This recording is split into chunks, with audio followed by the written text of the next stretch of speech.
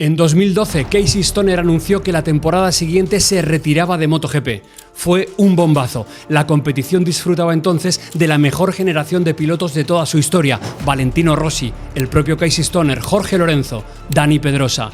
4 leyendas que se habían disputado todos los títulos durante casi una década, hasta que llegó un debutante que desafiaría directamente a todo el sistema. Esta es la historia de cómo un niño destronó a todas las leyendas del Mundial. Con 20 años daba miedo.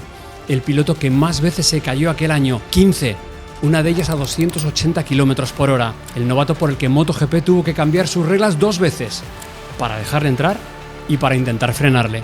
Soy Nico Abad y hoy os vamos a contar la verdadera historia de Marc Márquez en 2013, cómo un niño destronó a todas las leyendas del Mundial. MotoGP llevaba casi una década en manos de 4 hombres. Valentino Rossi, 9 títulos mundiales, por entonces la estrella más grande que había dado este deporte. Casey Stoner, el talento más puro de su generación, campeón en 2007 y en 2011. Jorge Lorenzo, el metrónomo, vigente campeón, capaz de rodar vuelta tras vuelta con una precisión que desesperaba a sus rivales. Y Dani Pedrosa, el eterno aspirante, ganador en todas las categorías, rapidísimo siempre y siempre a un paso del título grande. Los llamaban los 4 fantásticos, la mejor generación que había coincidido nunca sobre una parrilla. Pero detrás de estos 4 cascos había otra guerra, más vieja, más silenciosa y con muchísimo más dinero encima de la mesa. La guerra de las fábricas. Ducati, la tercera en discordia, llevaba años hundida. Ni siquiera Rossi en 2 años allí había conseguido levantarla. Así que el campeonato de verdad era un duelo a 2. Yamaha contra Honda. Los 2 gigantes japoneses repartiéndose casi todo desde hacía décadas. Y en ese duelo, Honda sangraba. La marca del ala dorada llevaba desde Mick Doohan 5 mundiales seguidas en los 90 buscando un rey propio. Valentino Rossi debía ser el heredero. Ganó 3 títulos seguidos con ellos, pero a finales de 2003 se marchó a Yamaha, su rival directo, sintiéndose ninguneado por una fábrica que presumía de que ganaba la moto y no el piloto. Así era Honda. En Tokio aquello se vivió como una traición. Pedrosa era la apuesta de la casa y lo rozó todo sin rematar nada. En 2006 se jugó el título en las últimas carreras y lo perdió contra Hayden. En 2008 llegó líder a Sachsenring, iba camino de ganar bajo el diluvio y se empotró contra el muro a final de recta, clavícula rota. En 2012, su gran año, acabó subcampeón a solo 18 puntos de Lorenzo. Y cuando por fin apareció el elegido, Casey Stoner, campeón nada más llegar a Honda en 2011, se retiró. Por sorpresa, con 27 años, citando problemas de salud y las ganas de estar con su familia. Y al cerrarse 2012, mirad este marcador, porque explica todo lo que viene después. Títulos de pilotos en categoría reina. Yamaha 16, Honda 15. Los de Tokio miraban a su eterno rival desde abajo, así que Honda hizo una apuesta enorme. Puso una de sus 2 motos oficiales y con ella buen parte de su honor en manos de un crío de 19 años. Un crío que llegaba con 2 sombras a la espalda. Márquez llegaba a MotoGP como la gran promesa del motociclismo. 2 mundiales en 3 años, el de 125 en 2010 y el de Moto2 en 2012. Pero alrededor de esos números flotaban 2 dudas enormes: su físico y su forma de pilotar. La primera tenía nombre propio: diplopía. 2011. Márquez es novato en Moto2 y está a solo 3 puntos del líder Stefan Bradl a falta de 2 carreras. El título a tiro.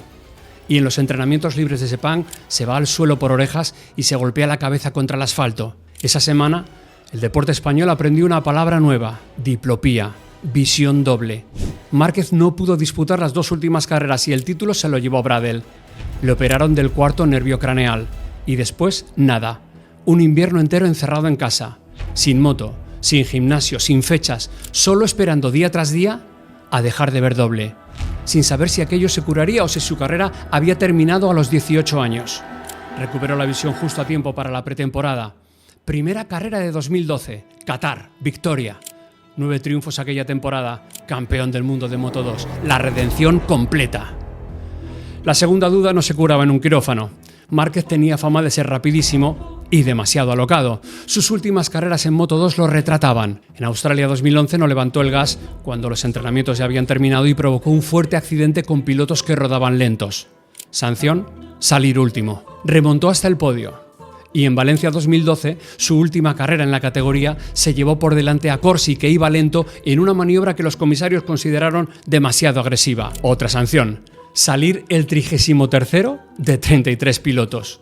Ganó la carrera. Era extremadamente talentoso, pero problemático. Ese era el piloto con el que Honda quería salvar su honor. Y aquí estaréis pensando, fácil, lo fichas y a correr. No, porque el reglamento lo prohibía. Desde 2010 existía en MotoGP la llamada Rookie Rule. Ningún debutante podía fichar directamente por un equipo oficial. Los equipos satélites se habían quejado de que todo el talento aterrizaba siempre en las 2 o 3 estructuras grandes, y la norma les garantizaba al menos un año con cada promesa. Así que Márquez tendría que pasar primero por el LCR. Y con la diferencia que había entonces entre una moto oficial y una satélite, eso prácticamente era regalar una temporada. Y Honda no estaba dispuesta. Presionó a Dorna, presionó al resto de fabricantes. Y en verano de 2012 lo consiguió. La Rookie Rule quedó anulada. Márquez subía directamente al Repsol Honda. Sin esa maniobra de despacho, definitivamente esta historia no existiría tal y como la conocemos hoy. Y mientras Honda le abría una puerta, el campeonato le preparaba otra norma, un carnet por puntos, estrenado en 2013. Tranquilos que esto se entiende en 10 segundos. Cada acción peligrosa te costaba entre 1 y 3 puntos. Con 4 salías último. Con 7 desde el pit lane. Con 10 fuera de la siguiente carrera. Dorna juraba que no era por Márquez. En el paddock no había duda. Y quedaba una última cifra encima de la mesa. Desde 1978, desde Kenny Roberts, ningún novato había ganado el Mundial de la categoría reina. Roberts, el marciano, un americano que revolucionó el pilotaje siendo el primero de la historia en tocar el suelo con la rodilla. 35 años sin que nadie repitiera su hazaña. 35 años después, en un circuito de Malasia, las cámaras estaban a punto de grabar algo que tampoco había hecho nadie. Oye, espera un segundo antes de seguir. Si estás viendo este vídeo es porque te mola lo que hacemos y eso ya me flipa. Pero déjame contarte algo. Por el precio de una cerveza al mes, 2,99, puedes unirte a los miembros del canal. ¿Qué te llevas? Todos los jueves tienes contenido exclusivo, Q&A donde respondo a todo lo que me preguntéis, Unpopular Opinions súper interesantes en los que reaccionamos a lo que nos mandáis, vídeos con Óscar Aro, con Fran, con Diego Lacabe, contenido que solo ven los miembros. Además, entras en una comunidad exclusiva donde hablamos de MotoGP entre nosotros sin filtros y encima participas en la Liga Fantasy de Nicoaz TV, donde cada jornada se lleva una botella de Full Flap el que gane, 2,99 al mes. Una cerveza. Dale al botón de unirse aquí abajo y nos vemos dentro. Febrero de 2013, test de pretemporada en Sepang. Todos los focos apuntaban a un solo hombre. Valentino Rossi, de vuelta en Yamaha después de 2 años de calvario en Ducati. Era la gran historia del invierno, pero duró poco, porque en la pista había un debutante haciendo algo que no se había visto jamás. Mirad bien esta imagen. En muchas curvas, Márquez apoyaba el codo en el suelo. ¡El codo! El primero en la historia de este deporte, donde Roberts había puesto la rodilla, el crío ponía el codo.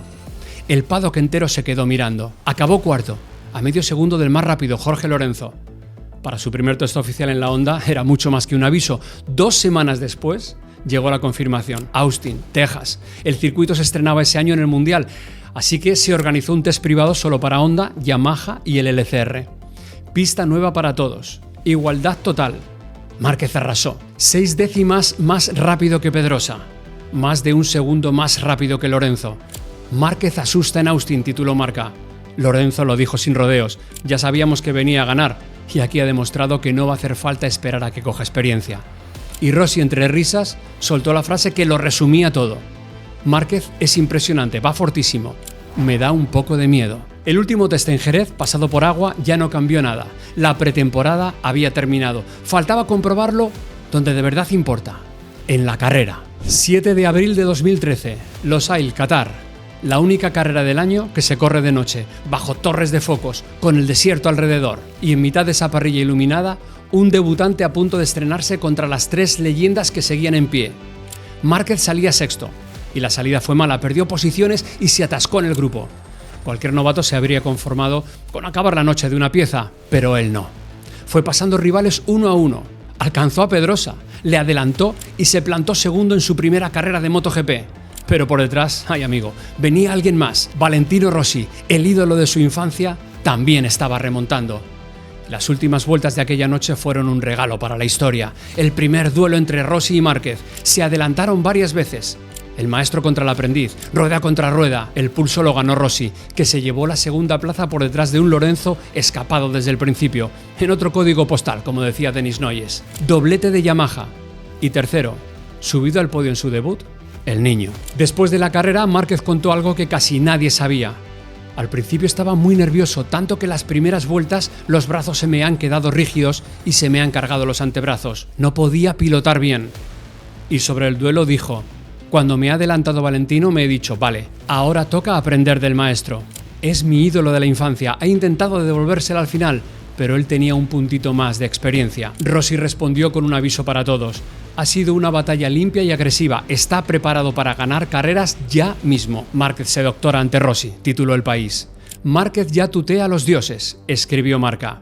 16 puntos en su primera noche, tercero del Mundial. La siguiente parada era Austin, el circuito donde había asustado a todos en pretemporada. Y esta vez no era un test. Austin, Texas. 2 semanas después de Qatar, el circuito donde había arrasado en los test volvía a aparecer, pero esta vez con toda la parrilla dentro. Lorenzo llegaba líder, con 9 puntos sobre el novato. Y la pregunta del fin de semana era muy simple. ¿Lo de pretemporada fue un espejismo? El sábado, Márquez respondió con la pole, la primera de su vida en MotoGP. El domingo salió mal, perdió un par de puestos y se pasó media carrera pegado a Pedrosa, estudiándole. Lo contó él mismo. Cuando iba detrás de Dani, he intentado estudiar sus trazadas. A mitad de carrera he decidido adelantarle y tirar con fuerza. Pedrosa tiró de orgullo. No quería perder contra el crío. No pudo. Márquez se fue y cruzó la meta el primero. Primera victoria en MotoGP. En su segunda carrera, con 20 años y 63 días.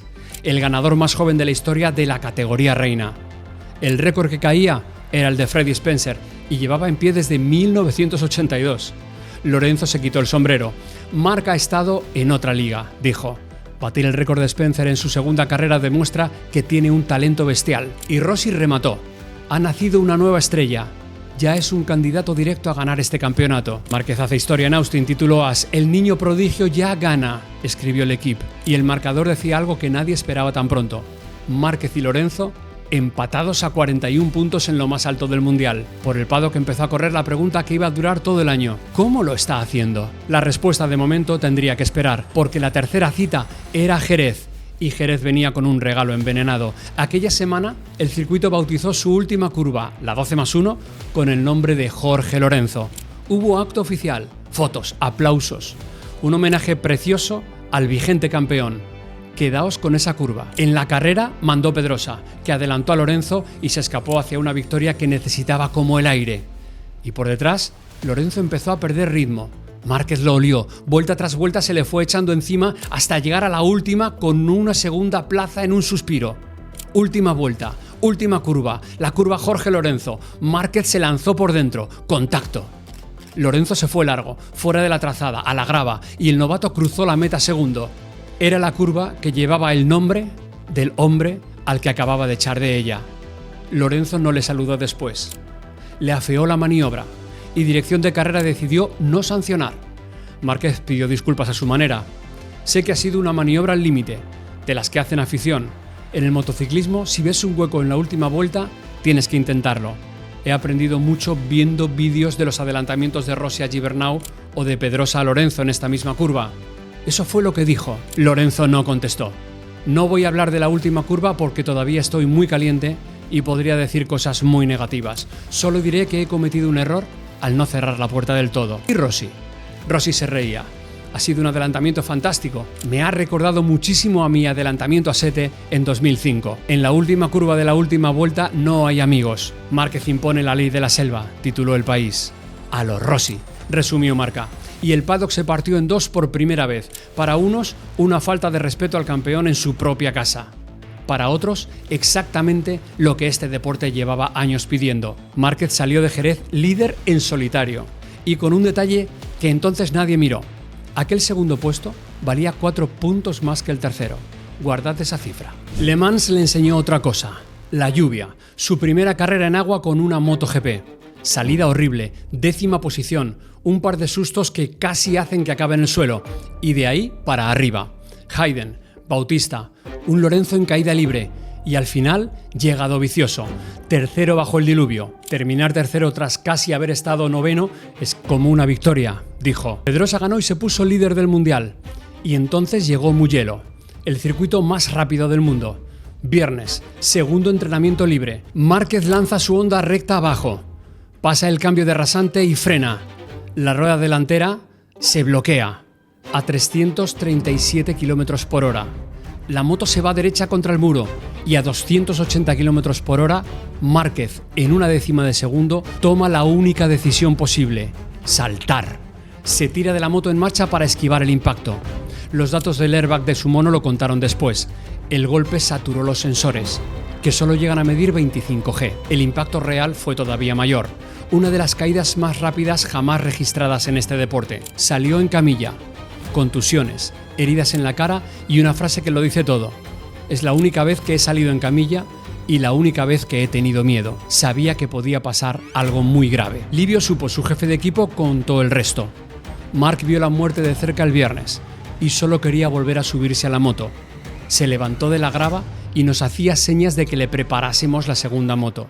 Es de otra pasta. Márquez esquiva la tragedia, tituló El País. El domingo corrió y peleando por el podio se fue al suelo otra vez. Su primer cero en MotoGP. 2 semanas después, en Montmeló, con un calor de 50 grados en el asfalto y su afición en la grada, tocó la otra lección: la cabeza. Un susto grande detrás de Pedrosa, una dirección que se cierra y una decisión: vale, hoy toca ser inteligente. Tercero y puntos a la saca, pero el mundial se le había ido a 30 puntos. Quedaban 2 semanas para Assen. Y Assen iba a ser una carnicería. Assen empezó a cobrarse víctimas antes de la carrera. Los entrenamientos pasados por agua fueron una masacre. El jueves Jorge Lorenzo voló por los aires y se rompió la clavícula. Lo que hizo después es una de las machadas más grandes que se recuerdan en este deporte. Avión a Barcelona, quirófano el viernes, placa de titanio en el hombro, avión de vuelta y el sábado, 48 horas después de romperse, corrió. Acabó quinto, una heroicidad y también, aunque entonces nadie lo dijera, un error. El propio Jorge Lorenzo reconoció después que aquella decisión le costó el mundial. En lugar de perderse una sola carrera y curarse bien, se condenó a correr tocado durante semanas. Guardad también esto, porque Márquez tampoco se libró. Un high side horrible en los entrenamientos le rompió el dedo meñique de la mano derecha y el pulgar del pie izquierdo. Corrió igual. Se clasificó segundo bajo la lluvia. Y en carrera, con los dedos rotos, cambió su forma de pilotar a mitad de la prueba para aguantar el dolor en cada frenada. Acabó segundo. El ganador, Valentino Rossi, su primera victoria en 2 años y medio. La catedral entera en pie. 2 semanas después, Sachsenring. Y la historia se repitió, pero peor. Lorenzo volvió a caer en los libres, sobre el hombro recién operado, y dobló la placa de titanio. Fuera. Horas después, Pedrosa salió despedido de su Honda y se rompió la clavícula. Fuera. Los 2 aspirantes en el hospital. Y el domingo, mientras sus rivales pasaban por quirófano, el debutante ganaba la carrera y amanecía líder del mundial. Márquez ya es el rey, tituló As. Él mismo se bajó el volumen de la fiesta. Esta victoria tiene un sabor agridulce. Nadie quiere ganar así, con Jorge y Dani lesionados. Ponerme líder del mundial de MotoGP con 20 años es algo que ni en mis mejores sueños habría imaginado. Rossi lo dijo más claro que nadie. Ver a un debutante liderando la categoría reina con esa madurez es algo fantástico para nuestro deporte. Márquez, líder. Y la siguiente parada era un templo. Un circuito donde no había corrido jamás y donde vivía el fantasma de la maniobra más famosa del motociclismo moderno. Laguna Seca, California, la última visita de MotoGP al circuito más salvaje de América. Y un problema para el líder. Márquez no había pisado aquella pista en su vida, porque ni Moto2 ni 125 viajaban allí. Bradel hizo la pole. Márquez salió mal y se encontró rodando detrás de Valentino Rossi. Y entonces llegó la curva, el sacacorchos, ese tobogán ciego donde en 2008 Rossi le hizo a Casey Stoner el adelantamiento más famoso de la era moderna, cortando por dentro con la rueda sobre la tierra. 5 años después, Márquez llegó al mismo punto con Rossi delante y le hizo exactamente lo mismo, por dentro, pisando la tierra, al autor original de la maniobra. Después cazó a Bradel, lo pasó y ganó la carrera. Pedrosa y Lorenzo, todavía tocados, salvaron un quinto y un sexto. En el antepodio, maestro y aprendiz se partían de risa. Rossi: le he dicho a Marc que ya me ha pagado el copyright de la maniobra. Me ha devuelto exactamente lo que yo hice a Stoner en 2008. Y Márquez soltó una frase que parecía una broma. Lo tenía muy bien estudiado. He visto el vídeo del adelantamiento de Valentino a Stoner unas 80 veces. El suyo fue más espectacular, pero el mío tampoco ha estado mal. El alumno supera al maestro, tituló Marca.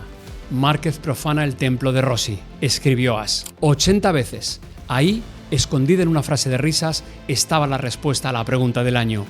¿Cómo lo está haciendo? Pero en aquel momento nadie la escuchó. Lo que sí escuchó todo el mundo fue el marcador. Tercera victoria del año.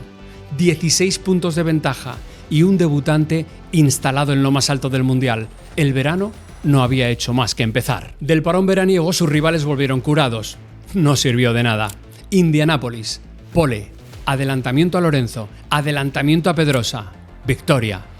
Breno, territorio Yamaha, el ahora o nunca de Lorenzo, duelo a cara de perro y victoria de Márquez. 4 triunfos seguidos, y todos en los circuitos que giran a izquierdas. Había nacido la leyenda del piloto de izquierdas. La Gazzetta ya lo llamaba el caníbal de MotoGP, y cuando parecía imparable, Silverstone le recordó que el año también tenía sombras. Domingo por la mañana, warm-up. Crutchlow se va al suelo al final de una recta y los comisarios entran a atenderle, con bandera amarilla en la zona. Márquez llega, no levanta lo suficiente y se cae a toda velocidad. Su moto sale disparada hacia los comisarios que escapan de milagro. El carnet por puntos, aquel que según todo el paddock habían estrenado pensando en él, se activó por primera vez. 2 puntos para Marc. Y de propina, un hombro fuera de sitio que los médicos le recolocaron a contrarreloj. Lorenzo no se cayó. He visto a los comisarios corriendo de un lado a otro como pollos sin cabeza, sin saber hacia dónde escapar. Ha sido una situación extremadamente peligrosa. Si la moto de Marc llega a golpear a alguien, estaríamos hablando de una auténtica tragedia. Esa tarde se vieron las caras en pista y Lorenzo, placa de titanio incluida, le ganó la carrera por 81 milésimas. Se acabó la racha. 2 semanas después en Misano, la tensión cambió de box. Yamaha estrenó por fin su cambio seamless, el invento con el que Honda llevaba tiempo sacando ventaja. Y Lorenzo se paseó, pero la noticia estaba dentro del Repsol Honda. En los entrenamientos, Márquez se pegó a rueda de Pedrosa para buscar su tiempo, y Pedrosa estalló. Bronca en pista y queja ante la prensa. Está claro que en los entrenamientos le gusta mucho chupar rueda. Estaría bien que alguna vez tirase él solo. Márquez ni se inmutó.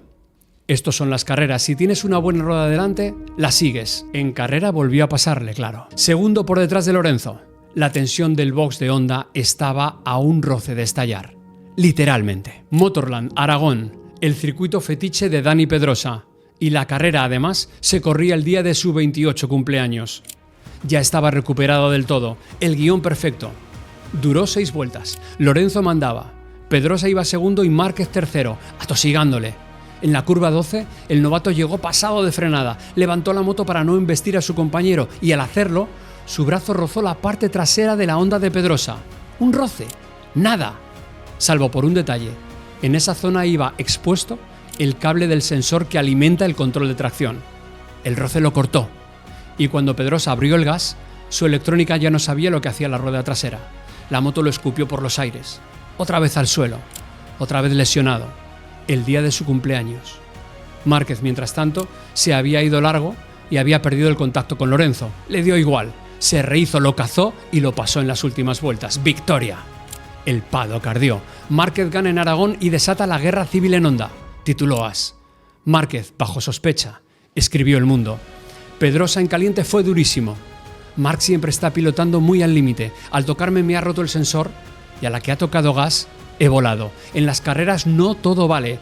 Dirección de carrera lleva años haciendo la vista gorda con él a casi todo. Lorenzo aprovechó para cargar. Desde Moto 2 ha estado metido en muchos toques. Si dirección de carrera sigue sin hacer nada, los pilotos jóvenes entenderán que este es el camino. Rossi, en cambio, le quitó hierro. Ha sido un cúmulo de mala suerte.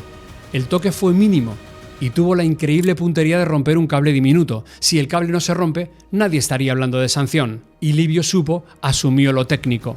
La caída se debió a un fallo de diseño de la moto. Por llevar ese cable expuesto. Tenemos que protegerlo para las próximas carreras. El juicio llegó 2 semanas después, el jueves de Sepang, con el ambiente más hostil del año. Lorenzo llegó a decir que Dorna buscaba audiencia a costa de la salud de los pilotos. Dirección de carrera analizó los datos y repartió 1 punto de carnet para Márquez, 3 en total, a 1 de salir el último, y un castigo inédito para Honda. perder los 25 puntos de Constructores de Aragón por aquel cable sin proteger. En pista, Márquez respondió como siempre, duelo al límite con Lorenzo, con algún toque incluido, hachazo final y segunda posición por detrás de un Pedrosa intratable. Los números cantaban, primera bola de partido en Australia, y la iba a estrellar su propio equipo. Phillip Island amaneció con un problema que nadie esperaba. El circuito se había reasfaltado ese año y el asfalto nuevo agarraba tanto que destrozaba los neumáticos. En los entrenamientos, las gomas de Bridgestone empezaron a desmoronarse. La fábrica avisó de que no podía garantizar su seguridad más allá de 10 vueltas en carrera. Así que hubo solución de emergencia, inédita en la historia de MotoGP. Carrera recortada de 27 a 19 vueltas y parada obligatoria en boxes para cambiar de moto. Tranquilos que la regla cabía en una frase, nadie podía rodar más de 10 vueltas con el mismo juego de neumáticos. En la práctica, había que entrar al final de la vuelta 9 o de la 10. A Márquez le bastaba ganar si Lorenzo no era segundo para proclamarse campeón del mundo ese mismo domingo. Empezó la carrera. Pedrosa paró al final de la vuelta 9. Y hasta él se equivocó. Exceso de velocidad en el pit lane, una posición de sanción. Lorenzo paró al final de la 10. Y Márquez siguió en pista. Atentos ahora al muro de Honda, porque lo que pasa ahí decide un mundial. En el equipo habían entendido que Marc podía completar 10 vueltas y entrar antes de acabar la 11ª, así que la orden de box llegó una vuelta tarde. Márquez paró al final de la vuelta 11, cambió de moto, salió disparado, rozándose con Lorenzo a la salida del pit lane y volvió a la pelea sin saber que ya estaba eliminado. Bandera negra, descalificado. Shohei Nakamoto, vicepresidente de HRC, no se escondió. Es un día muy triste para Honda. Hemos arruinado una carrera brillante de Marc. Asumimos la culpa al 100% como fábrica. Y Livio Suppo remató. Todo el mundo entendió la regla correctamente menos nosotros. Marc simplemente seguía lo que poníamos en la pizarra. Pifia histórica, tituló Marca. Un error de parvulario de Honda reanima el mundial, escribió El País. De 43 puntos de ventaja a 18, con 2 carreras por delante. Quedaban Japón y Valencia. Y la naturaleza todavía no había dicho la suya. Motegi, la casa de Honda, con los jefes de HRC soñando con celebrar el título en su propio circuito y con un tifón llegando a Japón. El tifón Francisco cubrió Motegi de lluvia y niebla. Sin visibilidad, el helicóptero médico no podía volar y sin helicóptero médico, en MotoGP no se rueda. Viernes entero cancelado. De madrugada, para rematar el guión, un terremoto de magnitud 7,1 frente a la costa sacudió las camas de medio paddock. El sábado por la mañana, tampoco. Así que todo el fin de semana se jugó a una carta. Clasificación directa el sábado por la tarde, sin un solo entrenamiento previo. La carrera fue un ejercicio de matemáticas. Lorenzo, implacable, ganó de principio a fin. Márquez se le pegó, lo intentó con un par de pasadas de frenada, sufrió 2 avisos serios del tren delantero y guardó la calculadora a tiempo. Segundo. Veníamos de un error muy duro en Australia y hoy no me podía permitir otro 0, explicó. El campeonato se decidirá en casa, ante nuestra afición. Rossi olió lo que venía. La presión que van a tener estos dos encima el próximo fin de semana va a ser brutal. 13 puntos. Una carrera. Valencia. Cheste, Valencia. Última carrera del año y una cuenta muy sencilla. A Márquez le bastaba con ser cuarto, aunque Lorenzo ganase.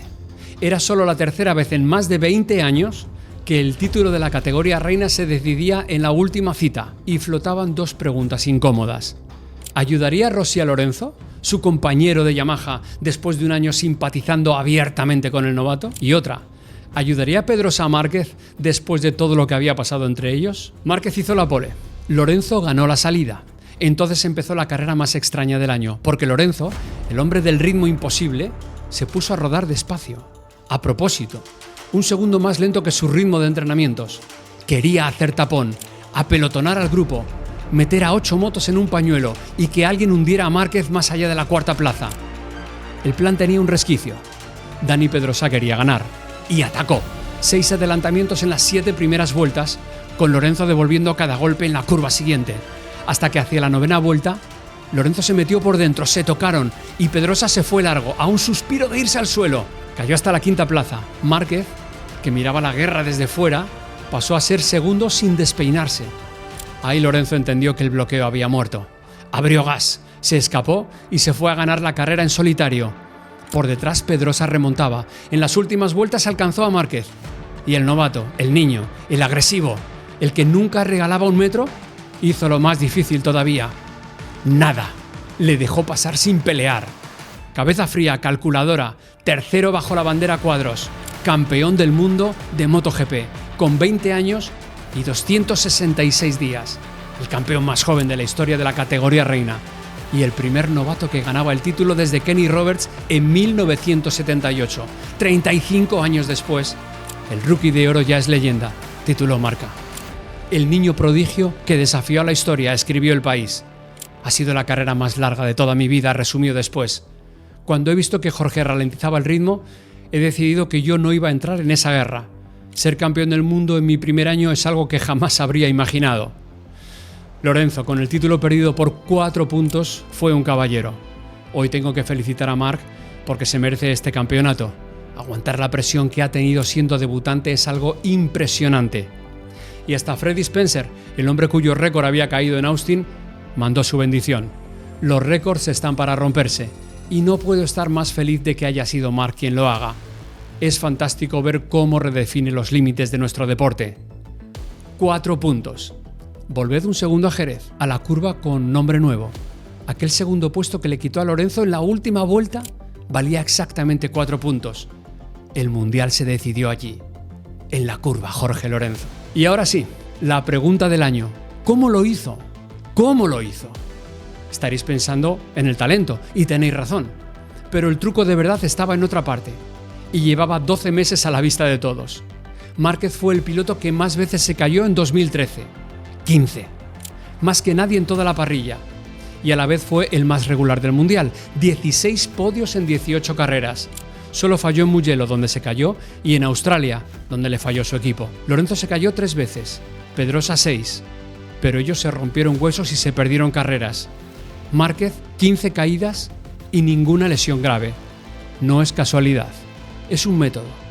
Arriesgar al máximo en los entrenamientos cuando caerse no cuesta puntos para encontrar exactamente dónde está el límite y el domingo en carrera acercarse a ese límite todo lo posible sin cruzarlo. Por eso vio 80 veces el vídeo del sacacorchos. Por eso estudiaba las trazadas de Pedrosa en plena carrera de Austin. El caos de los viernes era el precio de la perfección de los domingos. Seamos honestos, porque él mismo lo fue. Sin las lesiones de Lorenzo y Pedrosa, probablemente aquel título habría sido más complicado. Pero la clave fue otra: que un debutante entendiera, desde la primera carrera, que el título estaba solo a un par de detalles de distancia. En un solo año, el niño completó el marcador contra las leyendas, ocupó el trono que dejó libre Stoner.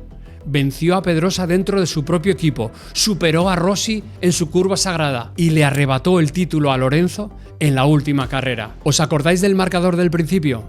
Yamaha 16, Honda 15. Pues aquel chaval le dio 6 títulos más a la marca de la ala dorada y le devolvió el trono de fábrica más laureada de la categoría reina. El codo que asombró en Sepang se convirtió en el estándar de la élite.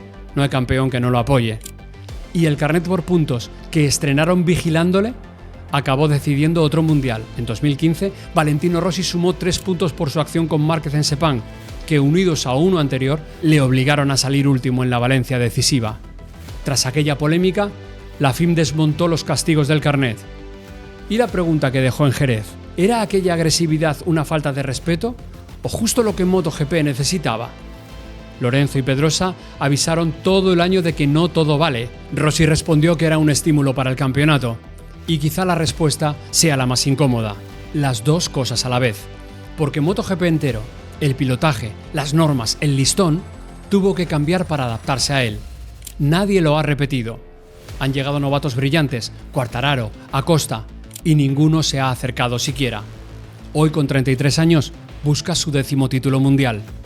Y una última cosa: el piloto al que desafió en el sacacorchos, el que se reía con él en el antepodio de Laguna Seca. 2 años después, aquel juego se convirtió en la guerra que partió MotoGP en 2, con aquel mismo carnet por puntos decidiendo el campeonato. La historia del piloto más amado y más odiado de este deporte te la contamos en este vídeo. Haz clic. Antes de irte, por el precio de una cerveza al mes puedes apoyar al canal y acceder a contenido exclusivo cada jueves. 2,99 al mes. Botón de unirse aquí abajo. Nos vemos dentro.